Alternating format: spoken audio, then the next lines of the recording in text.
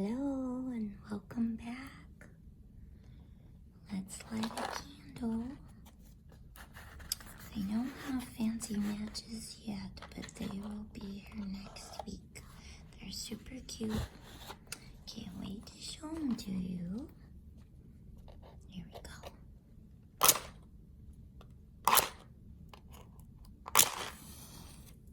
3 times a charm. How are you? I hope you're good. I really hope you're good. I took last week off for Thanksgiving.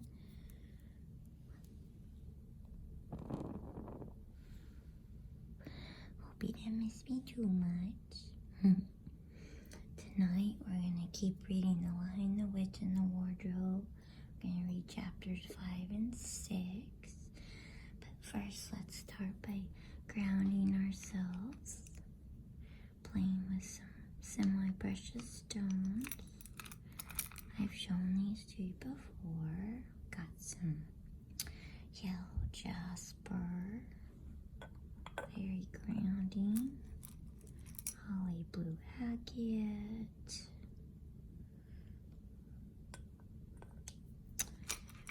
What else we got? We got malachite. I love this. No, this is not malachite. This is green jasper from the Umpqua River. My friend gave it to me. Here's carnelian. I think we got all the stones in here for all the chakras. Let's see what else we got. Red jasper. First chakra. Carnelian second chakra. Yellow jasper's third. We have for the heart chakra, we have malachite and a green jasper. Ooh, I love this one. And then we had the holly blue for the throat chakra, the 6th one. Then we go up to the 3rd eye. What's this one? Oh, yes. I think this is holly blue. Yeah, there one's a blue. Agate. This one's really purple. Crown chakra. And we can't forget our heart rock, which is red jasper. Okay, let's put these guys back. Got them in a bowl of quartz, which is great for activating their energy. And we're gonna get started on our book. Lion, the Witch, and the Wardrobe by C.S. Lewis. Move these guys. Okay, thank you so much for being here and listening and liking and subscribing. I'm slowly growing my following. I love reading to you guys, so here we go. This is one of the books from the Chronicles of Narnia. There's a map of Narnia. Okay, so book 2, Lion, the Witch, and the Wardrobe. And there's 7 books. Let's get started. We are on chapter 5.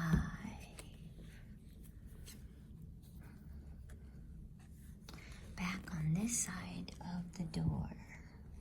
Because the game of hide and seek was still going on, it took Edmund and Lucy some time to find the others. But when at last they were all together, which happened in the long room where the suit of armor was, Lucy burst out, "Peter, Susan, it's all true. Edmund has seen it too. There is a country you can get to through the wardrobe. Edmund and I both got in. We met one another in there, in the wood." "Go on, Edmund, tell them all about it." "What's all this about, Ed?" said Peter.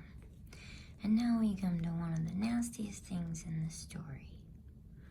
Up to that moment, Edmund had been feeling sick and sulky and annoyed with Lucy for being right.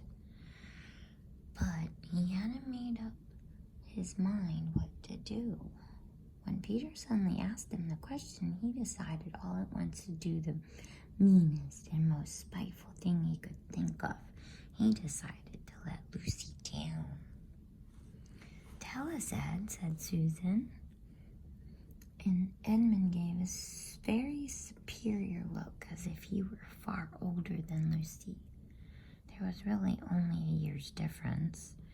And then a little snigger and said, "Oh yes, Lucy, I have been playing, pretending that all her story about a country in the wardrobe is true, just for fun, of course. There's nothing there, really." Poor Lucy gave Edmund one look and rushed out of the room.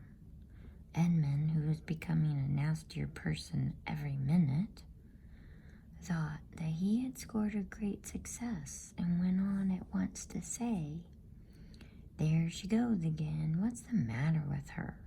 That's the worst of young kids. They always—" "Look here," said Peter, turning on him savagely. "Shut up. You've been perfectly beastly to Lou ever since she started this nonsense about the wardrobe. And now you go playing games with her about it and setting her off again. I believe you did it simply out of spite." "But it's all nonsense," said Edmund, very taken aback. "Of course it's all nonsense," said Peter. "That's just the point.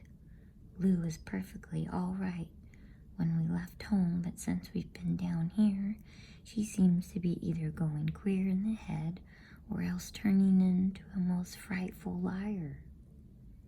But whichever it is, what good do you think you'll do by jeering and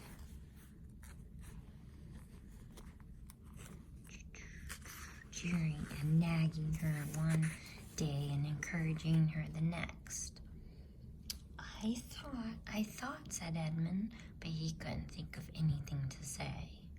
"You didn't think at all," said Peter. "It's just spite. You've always liked being beastly to anyone smaller than yourself. We've seen that at school before now." "Do stop it," said Susan. "It won't make things any better having a row between you two. Let's go and find Lucy." It was not surprising that when they found Lucy a good deal later, everyone could see that she had been crying. Nothing they could say to her made any difference. She stuck to her story and said, "I don't care what you think. I don't care what you say. You can tell the professor, or you can write to Mother, or you can do anything you like. I know I've met a fawn in there, and I wish I'd stayed there, and you all are beast. It was an unpleasant evening. Lucy was miserable, and Edmund was beginning to feel that his plan wasn't working as well as he had expected. The two older ones were really beginning to think that Lucy was out of her mind. They stood in the passage talking about it in whispers long after she had gone to bed. The result was the next morning they decided that they really would go and tell the whole thing to the professor. "He'll write to Father if he thinks there is really something wrong with Lou," said Peter. "It's getting beyond us." So they went and knocked at the study door, and the professor said, "Come in," and got up and found chairs for them and said he was quite at their disposal. Then he sat listening to them with the tips of his fingers pressed together and never interrupting till they had finished the whole story. After that he said nothing for quite a long time. Then he cleared his throat and said the last thing either of them expected. "How do you know," he asked, "that your sister's story is not true?" "Oh, but," began Susan and then stopped. Anyone could see from the old man's face that he was perfectly serious. Then Susan pulled herself together and said, "But Edmund said they had only been pretending." "That is a point," said the professor, "which certainly deserves consideration. Very careful consideration. For instance, if you excuse me for asking the question, does your experience lead you to regard your brother or your sister as the more reliable? I mean, which is the more truthful?" "That's just the funny thing about it, sir," said Peter. "Up till now, I've had said Lucy every time." "What do you think, my dear?" said the professor, turning to Susan. "Well," said Susan, "in general, I'd say the same as Peter, but this couldn't be true. All this about the wood and the fawn." "That is more than I know," said the professor, "and a charge of lying against someone whom you have always found truthful is a very serious thing indeed." "We were afraid it mightn't even be lying," said Susan. "We thought there might be something wrong with Lucy." "Madness, you mean?" said the professor quite coolly. "Oh, you can make your minds easy about that. One has only to look at her and talk to her to see that she is not mad." "But then," said Susan, and stopped. She had never dreamt that a grown-up would talk like the professor and didn't know what to think. "Logic," said the professor, half to himself. "Why don't they teach logic at these schools? There are only 3 possibilities. Either your sister is telling lies, or she is mad, or she's telling the truth. You know she doesn't tell lies, and it is obvious that she is not mad. For the moment then, unless any further evidence turns up, we must assume that she is telling the truth." Susan looked at him very hard and was quite sure from the expression on his face that he was not making fun of them. "But how could it be true, sir?" said Peter. "Why do you say that?" asked the professor. "Well, for one thing," said Peter, if it was real, why doesn't everyone find this country every time they go to the wardrobe? I mean, there was nothing there when we looked. Even Lucy didn't pretend there was." "What has that to do with it?" said the professor.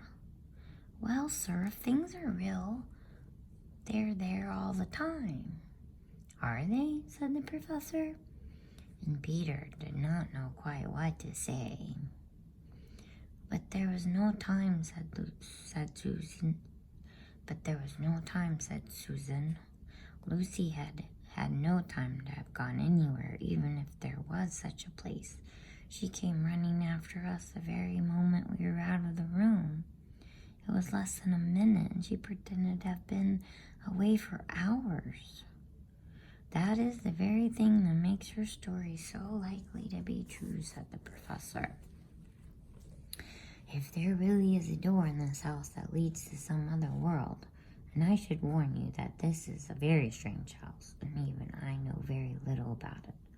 If, I say, she had got into another world, I should not be at all surprised to find that the other world had a separate time of its own, so that however long you stayed there, it would never take up any of our time. On the other hand, I don't think many girls of her age would invent that idea for themselves. If she had been pretending, she would have hidden for a reasonable time before coming out and telling her story." "But do you really mean, sir," said Peter, "that there could be other worlds all over the place, just round the corner like that?" "Nothing is more probable," said the professor, taking off his spectacles and beginning to polish them, while he muttered to himself, "I wonder what they do teach them at these schools." "But what are we to do?" said Susan. She felt that the conversation was beginning to get off the point. "My dear young lady," said the professor, suddenly looking up with a very sharp expression at both of them. "There is one plan which no one has yet suggested, and which is well worth trying." "What's that?" said Susan. "We might all try minding our own business," said he. And that was the end of that conversation. After this, things were good.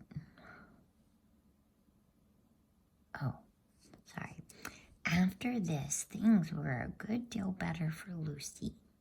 Peter saw to it that Edmund stopped jeering at her, and neither she nor anyone else felt inclined to talk about the wardrobe at all. It had become a rather alarming subject, and so, for a time, it looked as if all the adventures were coming to an end. But that was not to be. This house of the professor's, which even he knew so little about, was so old and famous that people from all over England used to come and ask permission to see over it. It was the sort of house that is mentioned in guidebooks and even in histories. And while it might be, for all manner of stories were told about it, some of them even stranger than the one I am telling you now.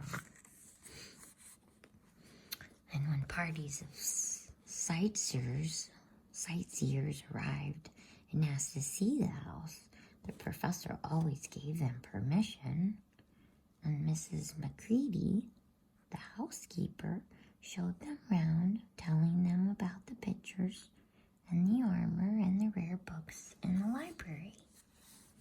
Mrs. Macready was not fond of children, and did not like to be interrupted when she was telling visitors all the things she knew.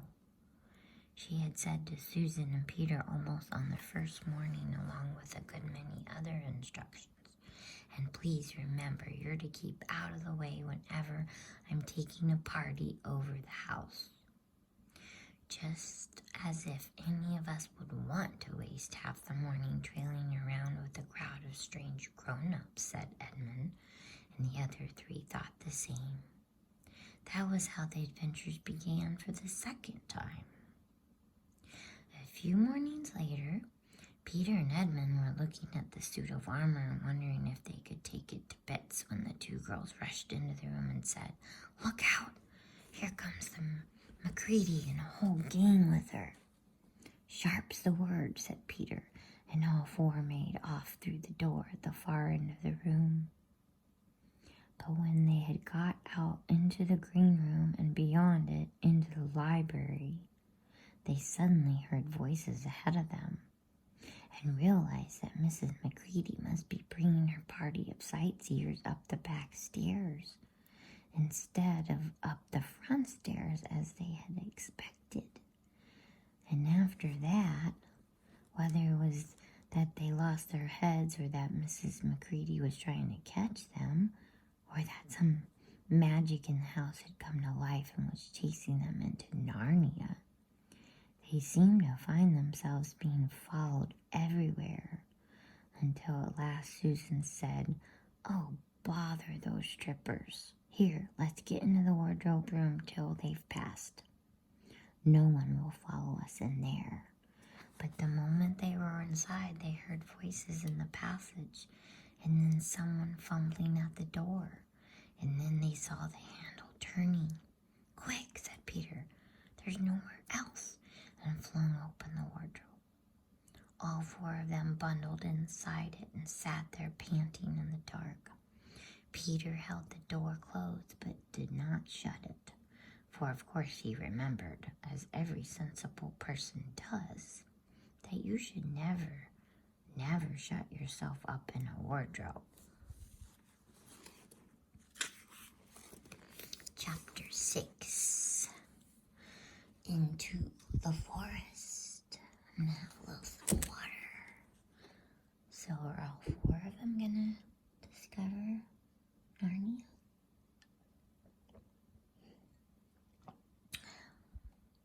I hope you're enjoying this.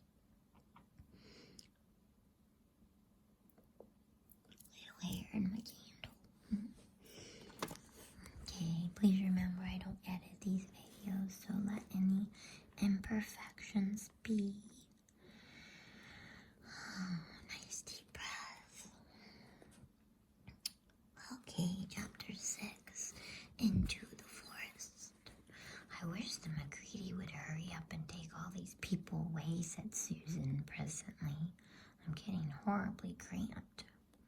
And what a filthy smell of camphor, said Edmund. I expect the pockets of these coats are full of it, said Susan, to keep away moths. There's something sticking into my back, said Peter. And isn't it cold, said Susan. Now that you mention it, it is cold, said Peter. And hang it all, it's wet too. What's the matter with this place? I'm sitting on something wet. It's getting wetter every minute. He struggled to his feet. Let's get out, said Edmund. They've gone. Oh, said Susan suddenly, and everyone asked her what was the matter. I'm sitting against a tree, said Susan, and look, it's getting light over there. By Jove, you're right, said Peter, and look, there and there. It's trees all around, and this wet stuff is snow. Why, I do believe we've got into Lucy's wood after all. And now there was no mistaking it, and all four children stood blinking in the daylight of a winter day. Behind them were coats hanging on pegs. In front of them were snow-covered trees. Peter turned at once to Lucy. I apologize for not believing you, he said. I'm sorry. Will you shake hands? Of course, said Lucy, and did. And now, said Susan, what do we do next? Do, said Peter. Why, go and explore the wood, of course. Ugh, said Susan, stamping her feet. It's pretty cold. What about putting on some of these coats? They're not ours, said Peter doubtfully. I'm sure nobody would mind, said Susan. It isn't as if we wanted to take them out of the house. We shan't take them even out of the wardrobe. I never thought of that, Sue, said Peter. Of course, now you put it that way, I see. No one could say you had bagged a coat as long as you leave it in the wardrobe where you found it. And I suppose this whole country is in the wardrobe. They immediately carried out Susan's very sensible plan. The coats were rather too big for them, so that they came down to their heels and looked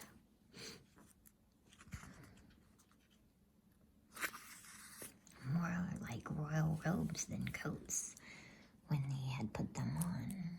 But they all felt a good deal warmer, and each thought the others looked better in their new get-ups and more suitable to the landscape. We can pretend we are Arctic explorers, said Lucy. This is going to be exciting enough without pretending, said Peter, as he began leading the way forward into the forest. There were heavy, darkish clouds overhead, and it looked as if there might be some more snow before night.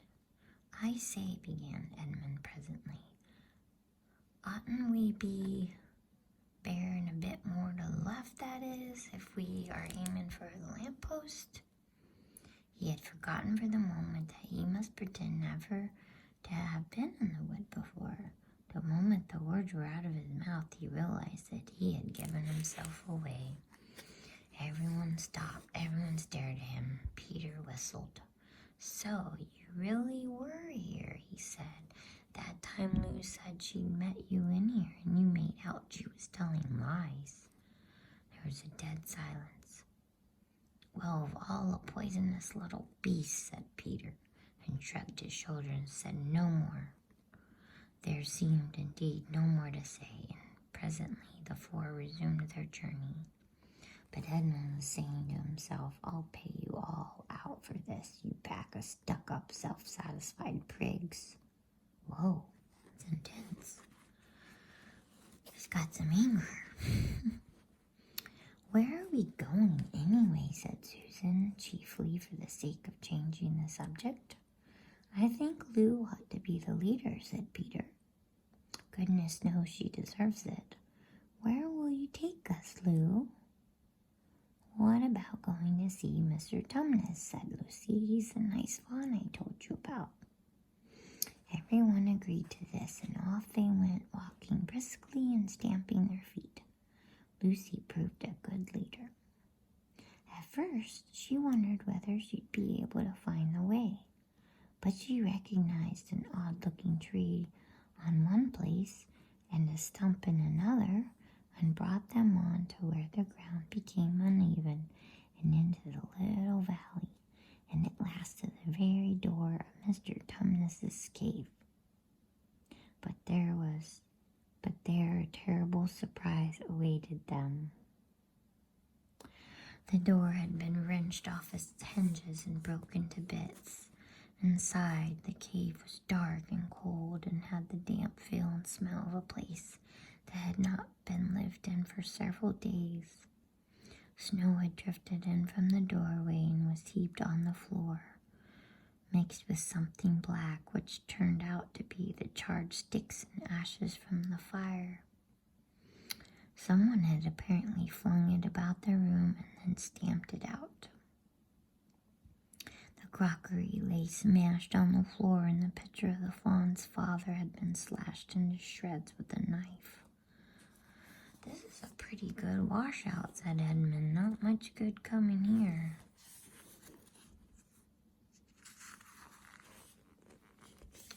"What is this?" said Peter.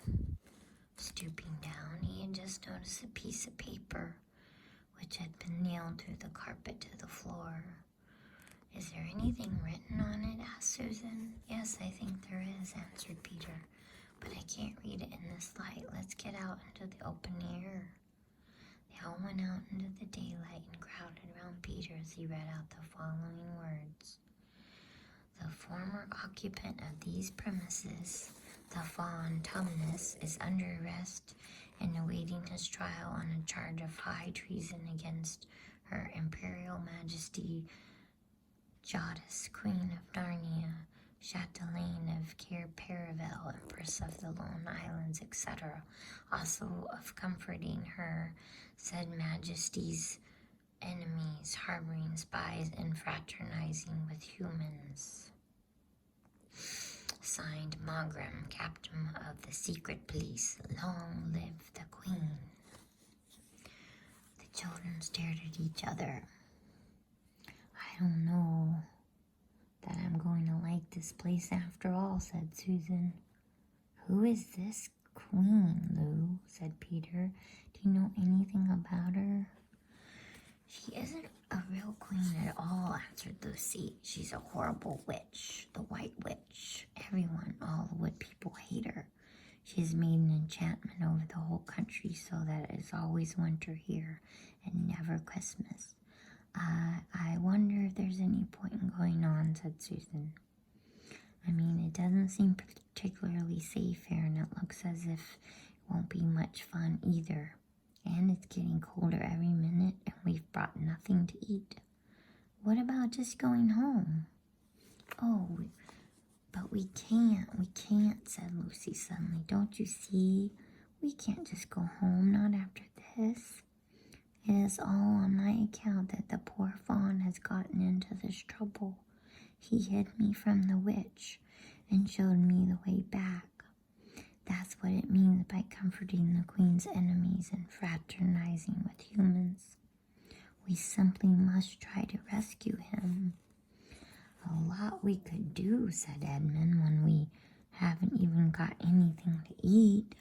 "Shut up, you," said Peter, who was still very angry with Edmund. "What do you think, Susan?" "I have a horrid feeling that Lou's right," said Susan. "I don't want to go a step further, and I wish we'd never come. But I think we must try to do something for Mr. whatever his name is. I mean the fawn." "That's what I feel too," said Peter. "I'm worried about having no food with us. I'd vote for going back and getting something from the larder, only there doesn't seem to be any certainty of getting into this country again once we've got out of it. I think we'll all have to go on." "So do I," said both the girls. "If only we knew where the poor chap was in prison," said Peter. They were all still wondering what to do next when Lucy said, "Look, there's a robin with such a red breast. It's the first bird I've seen here. I say, I wonder, can birds talk in Narnia? It almost looks as if it wanted to say something to us."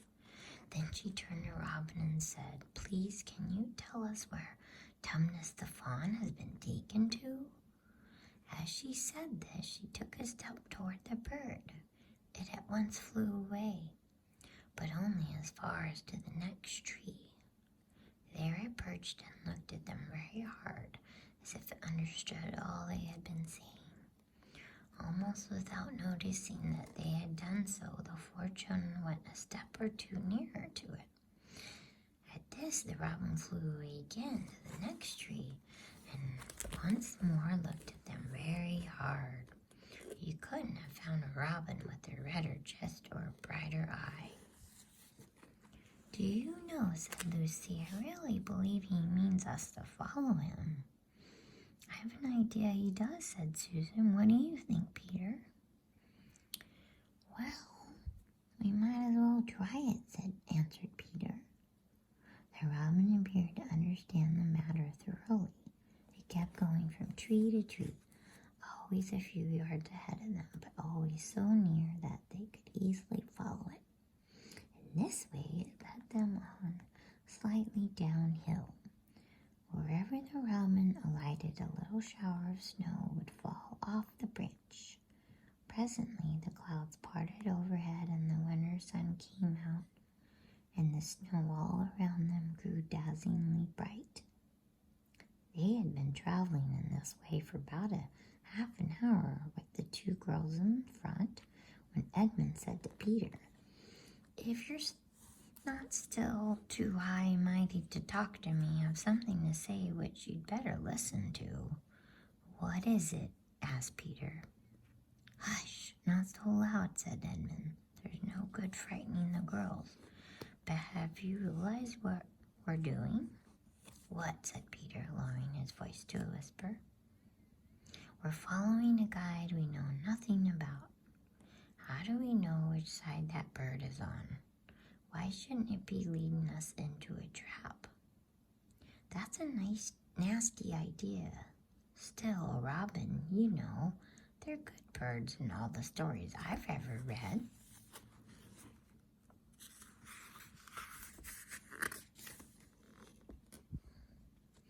"I'm sure a robin wouldn't be on the wrong side. If it comes to that, which is the right side? How do we know that the fawns are in the right and the queen, yes, I know we've been told she's a witch, is in the wrong? We don't really know anything about either. The fawn saved Lucy. He said he did, but how do we know? There's another thing too. Has anyone the least idea of the way home from here?"